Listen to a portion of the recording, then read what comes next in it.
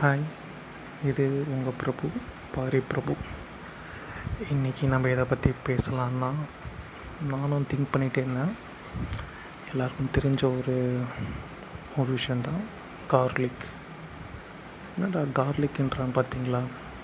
Garlic பார்த்திங்கன்னா, நம்ம think பண்ணாத அளவுக்கு உள்ள அவ்வளோ விஷயங்கள் இருக்குது.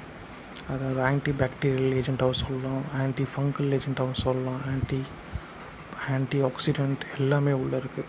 இதெல்லாம் என்ன பண்ணணும்னு கேட்டிங்கன்னா, நம்ம உடம்புக்குள்ளே வர மைக்ரோ ஆர்கானிசம்ஸ், இந்த ஃபங்கஸ், ஈவன் வைரஸ், இது எல்லாமே டிஸ்ட்ராய் பண்ணுறதுக்கும் அதை டிஃபெண்ட் பண்ணுறதுக்கும் உதவியாக இருக்கிறது இந்த கார்லிக். இவ்வளோ விஷயங்கள் இருக்குது, ஆனால் யாரும் அவ்வளோ யூஸ் பண்ண மாட்டோம். எல்லோரும் மீட் பண்ணிகிட்ருப்போம். ஒரு புண்ணு அடிபட்டுச்சுன்னா கூட, கையில் அடிபட்டுச்சுன்னா கூட, சின்ன இன்ஃபெக்ட் இடத்துல கார்லிக்கை வச்சு அப்ளை பண்ணிங்கன்னா அது சீக்கிரமாக க்யூர் ஆகிடும்.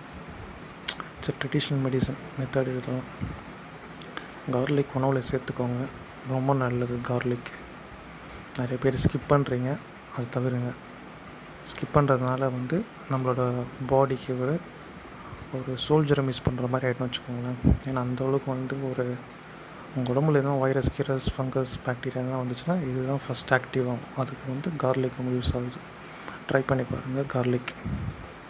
Signing off.